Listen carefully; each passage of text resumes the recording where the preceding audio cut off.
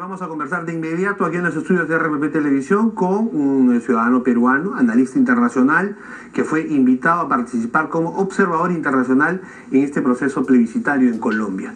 Miguel Ángel Rodríguez Mackey está nuevamente con nosotros. Miguel Ángel, buenos días, bienvenido. Muchas gracias, Ricardo, encantado.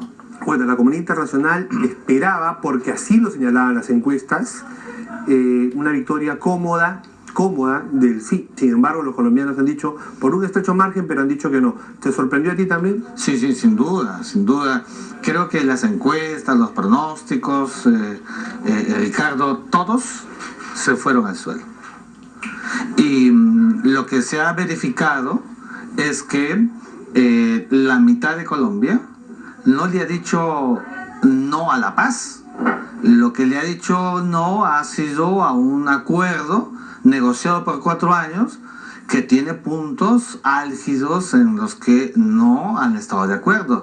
Fundamentalmente el tema de la impunidad. Esto sí ha sido transversal, lo hemos conversado el día de ayer con varios observadores internacionales en Bogotá. Es decir, la gente después de tener 50 años de violencia estructural no quieren el borrón y cuenta nueva. Todos quieren la paz, eso sí, porque 50 años de una guerra que ha tenido diferentes etapas. Claro. Por supuesto, tienen que acabar. Todos quieren que acabe la guerra, pero ¿en qué términos? Eso es precisamente lo que ha dividido a los colombianos. Los términos para ellos significa que el gobierno debió plantear una tesis donde la etapa del dolor, la etapa del llanto, la etapa de las víctimas y de tantas familias que han vivido el sufrimiento de ya no contar con sus seres queridos, no quede de la noche a la mañana como si nada hubiera pasado. Lo que señalan los analistas es que también se dejó de lado, y eso también ha tenido su costo, en las negociaciones, en los acuerdos, y sobre todo en el texto de estos acuerdos, se dejó de lado a las víctimas de la FARC. Solamente se escuchó a la FARC. Claro, pero además, fíjate, en el derecho es lógico que cuando hay una comisión de un delito haya un juicio, una sanción y una pena. Eso es lo lógico, Ricardo. Eso había sido saltado por el proceso negociador y eso no gustó a la gente en Colombia, y eso ha sido un motivo por el cual hemos visto cómo ha prosperado el no. El otro asunto que álgido tiene que ver con que los colombianos no terminan de asimilar cómo es posible que a los guerrilleros, a los terroristas de las FARC, el Estado, por este proceso, tenga que entregarles una cantidad de dinero que son más o menos como $220, cuando los ciudadanos de a pie, qué bueno quisieran contar con esa cantidad de dinero. Entonces, una fractura interna como consecuencia de un proceso de negociación que para los colombianos no ha sido bien llevado. En estos momentos Colombia, Ricardo, está polarizada. El sí y el no ha llevado a que el presidente haga un reconocimiento de la situación, ensanche el proceso y tienen que intervenir otros actores visibles, como el caso del presidente Uribe, que ahora se ha fortalecido. Ha sido convocado, además. Uno de los elementos claves en la campaña por el sí, además de esta ceremonia anticipada de la celebración de la victoria, a la que incluso asistió el presidente del Perú, Pedro Pablo Kuczynski, fue, no sé si decirlo así, pero la amenaza de que si no se votaba por el sí, al día siguiente la guerra volvía a Colombia. Sí, pero no ha sido así, eso se ha ido realmente al tacho, al suelo. Ese es un argumento que no ha prosperado. Los colombianos que han votado por el no le dicen sí a la paz, pero una reingeniería en el proceso de la negociación. El presidente Santos ha tomado nota de ello, y por eso, mientras tú y yo estamos conversando, ella hizo una convocatoria a las fuerzas vivas tutelares de la vida colombiana para ver cuáles han sido esos puntos que han llevado a que la gente vote por el no. Cuando se constituye el modus operandi desde el gobierno, desde el Estado, recién entonces se va a poder otra vez sostener una ratio de negociación con las FARC en La Habana, porque todavía no se escuchaba a las FARC. Sí hay un común denominador, Ricardo, es que tanto Timochenko como el presidente Santos anoche han dicho que el cese de hostilidades se mantiene. Entonces, es una garantía de que la paz, digamos, va a ser el marco en el que las negociaciones tendrán que volver a la mesa. Y otra vez, cuando en una negociación no hay sesiones y solamente son maximalismos, no se va a poder llegar a nada.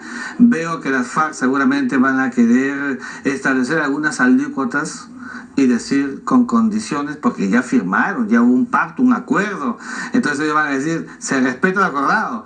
Pero ante esta realidad donde Vox Populi, Vox Dei, Ricardo, la voz del pueblo y la voz de Dios, tienen ellos que también sostener el retroceso. Timochenko dice, todo en el marco de la paz, porque eso se llama realismo político. Las FARC por 8 años fueron amilanadas y fueron debilitadas por el gobierno de Uribe. Militarmente, el gobierno de Álvaro Uribe, digamos, eliminó la posibilidad de que las FARC en algún momento se hicieran con el poder en Colombia. Claro. Las FARC quedaron controlando los espacios y dedicados a su negocio, el narcotráfico, el secuestro y la extorsión. Y ahora, ¿hasta dónde pueden ir ahora, más bien, una vez que militarmente ya no son una amenaza real, pero sí para ciertos espacios en Colombia? bueno, yo creo que las FARC ahora van a entrar en una etapa de discrecionalidad. Porque tampoco es que, por ejemplo, lo que estaba en marcha luego de la firma del acuerdo en 180 días era la entrega progresiva de las armas. Yo no creo que les vayan a entregar. Van a esperar que haya este proceso de negociación para ver cuál va a ser la dimensión de lo que ellos poco a poco van a empezar a ceder. Entonces, pero no se supone, Miguel Ángel, si tú declaras voluntad de paz y un esfuerzo por negociar y alcanzar la paz mediante el diálogo y no con las armas, se supone que si tú tienes una real voluntad de paz, tendrías que desechar precisamente esa alternativa, la de la violencia, como elemento negociador, además. La violencia es una garantía que ya no se va a producir. Lo que te quiero decir es que la entrega de armas, que es una consecuencia de lo pactado, no va a ocurrir ahora. No va a ocurrir en el acto, en lo inmediato, porque ellos van a esperar a ver cuál va a ser la naturaleza, los alcances, las características de lo que ahora se vaya a negociar. Entonces, ¿es posible una renegociación? Así todo es posible cuando un proceso como este frustrado. Porque recordemos también que el resultado del plebiscito no es vinculante, pero evidentemente no puede ser dejado de lado. Pero políticamente... claro, no puede ser dejado de lado. No puede ser dejado de lado, pero políticamente es una negación a todo. Entonces pueden pasar dos cosas. O se renegocia, o se vuelve a foja cero, y se buscan los puntos álgidos en los que se tiene que realmente empezar a trabajar. Bueno, ha sido importante escuchar al presidente de Colombia, Juan Manuel Santos, señalar que en vista del resultado va a convocar a la oposición, al Centro Democrático, a el partido del expresidente Uribe. Y con eso está haciendo un reconocimiento de la participación y del liderazgo que tenía el señor Uribe y su grupo político en este proceso. Que fueron estigmatizados. Así ¿no? es. También. Pero ahora, yo no creo que, viendo lo que significa la figura del presidente Uribe, el presidente Santos va a querer trilateralizar el proceso. Es decir, yo no veo un escenario donde solamente sea el gobierno, el no de Uribe y las FARC. Yo creo que más bien va a ser el gobierno, un amplio grupo, una base muy ensanchada, donde va a estar Uribe y otras fuerzas políticas, te lo estoy diciendo en términos políticos porque es lo que está viendo la estrategia de Santos y las FARC. Y es lo que le ha dicho además ese plebiscito. Claro, y entonces, digamos, no va a ser fácil. Lo que venga adelante será objeto de idas y vueltas, de negociaciones sustantivas, que van a demorar no meses. Va a durar poco tiempo. Esto va a tomar su tiempo, pero se tiene que hacer. ¿Cuáles crees tú, Miguel Ángel, que sean los elementos más duros precisamente en la negociación en vista de los resultados? Es decir, los colombianos les han dicho no a este acuerdo de paz, hay que renegociarlo. ¿Cuáles eran los elementos más duros? Porque no los conocemos en su amplitud, pero por ejemplo era el establecimiento de prácticamente un Estado dentro de Colombia, otro Estado. Así es. En lo que las FARC iban a mantener a su policía, sus jueces y sin presencia del Estado colombiano. Sí, y eso eso sí era bastante, pero bastante polémico, porque hubiera permitido... ¿Se podría mantener eso? Yo no creo. Eso no va a prosperar porque el sentido unitario del Estado y la soberanía supone una sola participación en el Ejecutivo. Y entonces esto más bien era un camino a posibilidades futuras de un proceso de división en el propio Estado colombiano, que era lo que constituía una verdadera amenaza. Y entonces el tema mismo de la participación política que se le había dado pues a última hora por el presidente Santos a los 10 escaños a los terroristas. Entonces, y con ello el hecho mismo de que todavía existan retenidos una importante cantidad de niños y adolescentes en las FARC.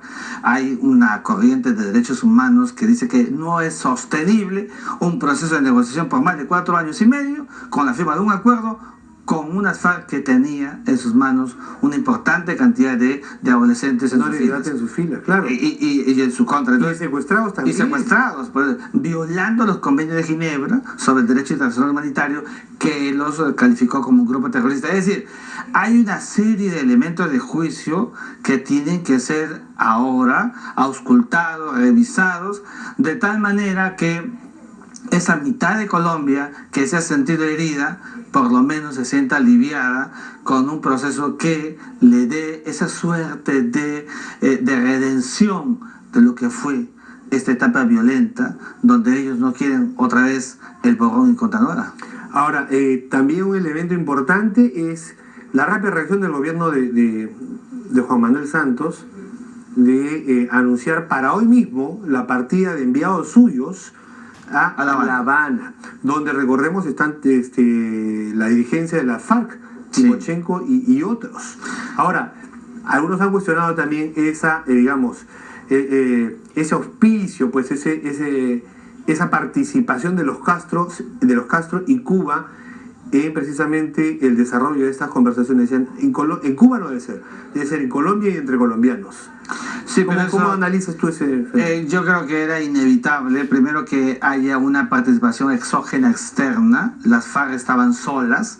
En términos ideológicos, los que tenían la misma camiseta de las FARC estaban afuera y no dentro. Por eso es que Cuba, como garante, y Venezuela como acompañante de las FARC. Pero son más bien los aliados ideológicos de las FARC. De acuerdo, que eso es lo que te quiero decir. Es decir, lo que buscaba la FARC, neutro debería ser. Lo que buscaba la FARC era recrear un espacio para mantener una suerte de control en la negociación, toda vez que en la doctrina siempre es el Estado el más poderoso, Ricardo, y por eso es que por eso que lo hicieron de esa manera. Pero evidentemente no creo el escenario de una negociación dentro de Colombia, por las mismas circunstancias que el statu quo no es el ya no se puede mantener. ¿Qué crees que se plantea ahora en estas primeras reuniones? Yo creo que lo primero que van a tener que ver es replanteamiento de los procesos de jurisdicción de la paz. Es decir, esos juicios que sostenían como viable que quienes solamente declararan que habían tenido alguna participación delictiva quedaran libres o con una restricción de la libertad, realmente se va a tener que dimensionalizar quiénes son los que sí y quiénes los que no. Los cabecillas o los medianamente cabecillas, por ejemplo, que tuvieron una participación importante, deben tener un proceso judicial que pueda provocar en la ciudadanía impunidad. Pero eso fue el elemento clave más bien para que las FARC dijeran que sí, que el gobierno de Juan Manuel Santos les aseguró que ningún miembro de la dirigencia de la FARC iba a ser sometido a proceso. Justamente porque eso era lo que prosperó, es lo que no se quiere, que no haya para los que son cabecillas o medianamente cabecillas esa libertad que se estaba tejiendo como consecuencia de la negociación. Bueno, el gobierno colombiano prácticamente se dio en todo. Y se dio porque, otra vez, cuando tú acumulas en virtud de un tiempo, cuando haces una promesa política al iniciar un mandato como lo hizo Santos, que yo prometo que al término del mandato vamos a alcanzar la paz, también estaba corriendo contra el tiempo y sacrificó mucho contenido, mucha calidad por cantidad Para poder de firmar procesos, la paz, sí. para poder firmar la paz, y ya hemos visto lo que ha pasado con este resultado, que él mismo ha generado como llave maestra, porque él mismo estableció la regla del plebiscito. Muy bien, Miguel Ángel. Nosotros, por supuesto, esperamos para los amigos colombianos lo mejor. Todos quieren la paz. ¿Quién quiere vivir en guerra? Nadie, menos ciudadanos latinoamericanos que hemos tenido procesos tan duros en el pasado reciente, además. Esperemos que eso sea una realidad pronto para los colombianos también, pero no a cualquier precio. Un precio que no implique pasar por alto el dolor de las víctimas de la FARC y tampoco entronizar un término proscrito en Latinoamérica, no la impunidad. La impunidad, y que recordemos lo que decía Felipe MacGregor, el gran creador de la cultura de la paz sobre todo, pero tampoco una paz a ciegas. Muy bien. Miguel Ángel Rodríguez Maguey, observador internacional en este proceso, en esta jornada plebiscitaria de ayer domingo en Colombia, aquí en RPP Televisión. Una pausa muy breve, ya volvemos.